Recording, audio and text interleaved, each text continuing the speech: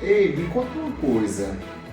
Você já passou em algum momento que esqueceu ou conhece alguém que está esquecendo frequentemente das coisas, que deixou um objeto, esqueceu um compromisso, esqueceu até de pagar uma conta, esqueceu até de uma pessoa próxima?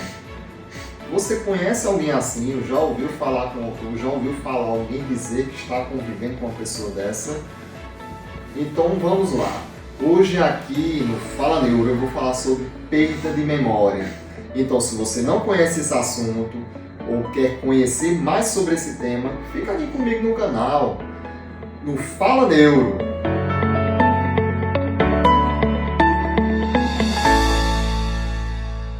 Então pessoal, amnésia, perda de memória. Será que este tema, esse sintoma, ele é igual na sua totalidade com Alzheimer? Será? Então, vamos primeiro entender essa circunstância. Eu vou explicar um pouquinho para vocês como é que é esse lance da doença de Alzheimer.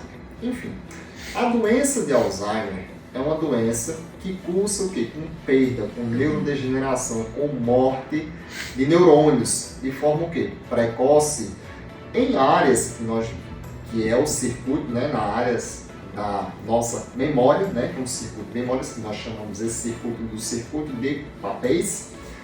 Ele é responsável por fazer todas as nossas memórias e esses neurônios dessa região começam a morrer. Então, isso é perceptível, doutor Patrick, em primeiro estágio? Não é perceptível no seu início, né? Digamos, o início da doença de Alzheimer mesmo, na doença biológica, ele não vai ser perceptível. A gente estima-se que quando você vem dar sinais clínicos, você já tem mais de 10 anos de doença.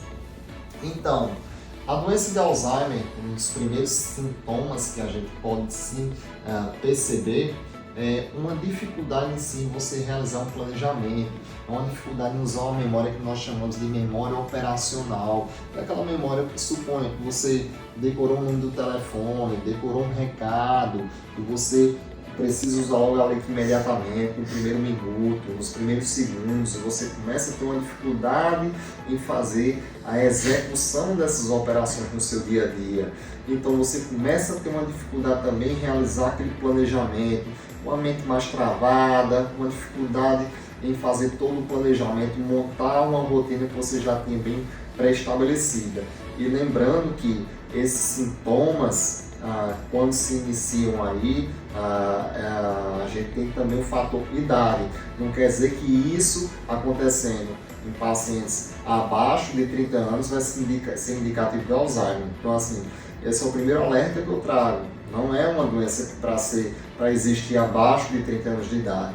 Alzheimer é uma doença que nós costumamos ver, sim, na população mais idosa. Então, quanto mais eu envelheço, quanto maior a nossa expectativa, quanto mais o meu corpo está envelhecendo, é o maior fator de risco que a gente não controla. A gente não controla o nosso envelhecimento do corpo. Então, quanto mais idoso, maior a chance de a gente ter a incidência da demência de Alzheimer, que é a doença de Alzheimer, né? E que vai se iniciar com essa perda de memória inicial, e ao longo do processo você vai tendo a perda de memória, também vão surgir as alterações do comportamento. Muitos pacientes vão ter comportamentos repetitivos, irritabilidade. Muitos pacientes nessa fase podem ter sim sintomas depressivos, e ao longo que a doença vai tendo sua evolução, que ela pode levar anos ou até mesmo, dependendo desse ambiente que o paciente teve o surgimento de sintomas, ela pode ser sim acelerada, mas a doença de Alzheimer não tem cura, porque ao longo da evolução dela você vai perdendo o quê? Funções e habilidades que nós chamamos de habilidades cognitivas, que seriam a função de escrita, da linguagem, a função de você reconhecer objetos, formas, pessoas conhecidas, rostos conhecidos, saber como fazer a sequência de atos motores, ou seja, se vestir, se limpar, saber fazer o uso de uma escova de dente, que são hábitos que nós aprendemos desde cedo, mas que numa fase avançada eu já não conseguiria fazer isso. Então, a doença de Alzheimer, ela, sim, hoje sim, ela é prevista de ter um maior acometimento da população brasileira, porque nossa população está envelhecendo e nós devemos sim ter alerta para essa doença, principalmente nas suas fases iniciais.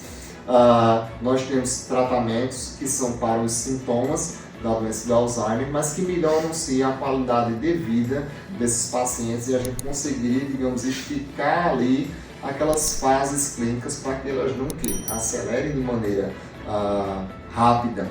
E o tratamento para Alzheimer, vocês vão perceber que, como eu sempre digo aqui para vocês, ele não é um tratamento, não é porque é curativo que também não vou fazer nada. Nós sim devemos fazer a inclusão, ou seja, brigar que faça parte desse tratamento para Alzheimer, é o que chamamos de reabilitação cognitiva, que é junto com terapeutas, com psicólogos, com psicopedagogos. Ou seja, não é só tomar o remédio. Pelo amor de Deus, se fosse para o Alzheimer só tomar remédio, seria muito simples.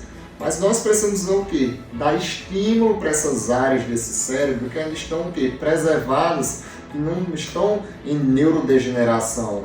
Para eu fazer uma coisa que a gente chama de neuroplasticidade. Esse idoso, se ele não tiver uma limitação, ele deve sim ser incluído numa atividade física aeróbica, porque isso melhora o desempenho cognitivo dele, já é provado. Então, se eu tenho um paciente com diagnóstico de Alzheimer e eu incluo ele nesse rol de terapias, a gente sim está aqui trazendo todo aquele tratamento multidisciplinar e a gente vai ver um desfecho bem diferente. Agora vejam só, eu estou falando aqui do Alzheimer porque ele sim é a principal causa de perda de memória, a gente está vendo aqui na população adulta e idosa, né? Mas veja lá, e nos jovens? Digamos aqui um paciente jovem, 30 anos de idade, 40 anos de idade. Lembrando que o Alzheimer a gente pode pegar em pacientes mais jovens, sim, podemos, mas não é a causa mais comum.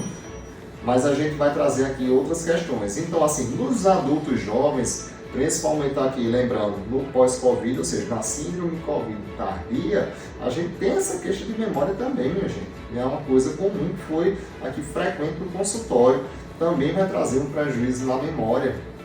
Outra coisa também, imagine que o paciente sofreu um acidente, um traumatismo crânioencefálico. Após o traumatismo evoluir com perda de memória no jovem, aquilo é um Alzheimer, aquilo é uma sequela, ou seja, aquele traumatismo crânioencefálico que mexeu sim com os circuitos de memória, trouxe esse prejuízo, trouxe esse sintoma, assim como também é comum nós vemos a queixa de perda de memória em pacientes com epilepsia, com transtornos de humor ansioso. Veja só, imagine, você está passando por um problema de um transtorno de humor ansioso ou mesmo depressão, você não está prestando atenção naquele ambiente que você está convivendo, ou você tem que trabalhar, você vai acabar esquecendo, vai ter o quê? O efeito cognitivo daquela doença. Assim também a gente tem queixa de memória por efeito colateral de medicamentos. Então vejam só, se você tem a queixa de memória, dependendo da sua idade, você vai ter que procurar seu médico, tem que tirar uma história toda, entender os fatores, a circunstância que esse sintoma está acontecendo. O que a gente só não pode dizer o quê? Que toda perda de memória é Alzheimer, de maneira nenhuma. E que toda perda de memória, eu estou com um problema de atenção, eu estou com... Não, a gente não pode sair largando esse jargão popular aí. O que a gente precisa é o quê? É sim, se eu estou com sintoma, conhece alguém, então aqui, primeira coisa, encaminhe esse vídeo para essa pessoa pegar essa informação, ter esta introdução, entender um pouco mais como é que é essa queixa de memória, como a gente vai esmiuçar essa queixa de memória. Então, vem cá, acompanha esse vídeo, acompanha no canal, encaminha para quem você conhece. Então, aqui eu deixo essas recomendações, mas lembrando, isso aqui não é uma consulta, isso aqui não é recomendação médica, é um vídeo meramente informativo. Mas me acompanha aqui no Fala Neuro, que a gente vai sempre trazer mais novidades para vocês.